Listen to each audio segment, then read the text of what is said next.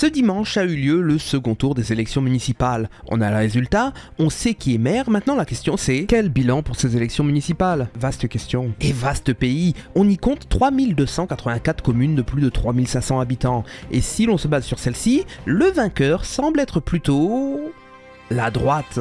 En effet, 38% des maires élus étaient de droite, pour seulement 25% de gauche. À ceci, il faut ajouter 18% de mairies devenues centristes, 18% de sans étiquette, et le reste, soit 2,13% aux extrêmes gauche et droite. Ce n'est bien sûr pas une domination totale, mais la balance semble tout de même un peu plus penchée d'un côté que de l'autre. Enfin, si l'on ne prend en compte que cet indicateur, mais celui-ci n'est pas parfait.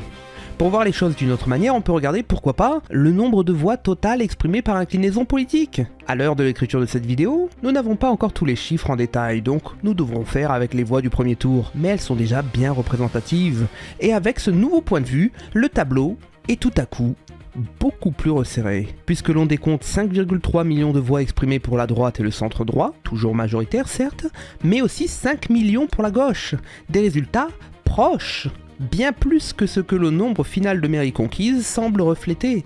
Et bien sûr, il ne faut pas oublier les 2 à 3 millions de voix pour ces fameuses listes sans étiquette, les un peu plus d'1,1 million en faveur du RN et les 800 à 900 000 exprimés pour la France insoumise. L'électorat est donc plus divisé que ce qui peut sembler au premier abord. Et ça, c'est parce que les grandes villes sont plutôt à gauche. On l'a bien vu, Paris a élu Emmanuel Grégoire du Parti Socialiste, Marseille a élu Benoît Payan, ancien du Parti Socialiste, toujours soutenu par celui-ci. Lyon a élu Grégory Doucet, écologiste, tandis que Nantes, Montpellier, Strasbourg, Lille, Rennes, Saint-Étienne, Villeurbanne, Dijon, Grenoble et Saint-Denis de la Réunion, soit au total 13 des 20 villes les plus peuplées de France, ont élu des maires eux aussi du PS. Grenoble étant l'exception, écologiste comme Lyon. La gauche a le vent en poupe dans les grandes villes, et c'est pour ça qu'en termes de voix, malgré un bien plus faible nombre de communes conquises, l'écart est à relativiser. Si l'on voit un peu plus large, et que l'on élargit aux 50 plus grandes villes, alors les choses se rééquilibrent un peu,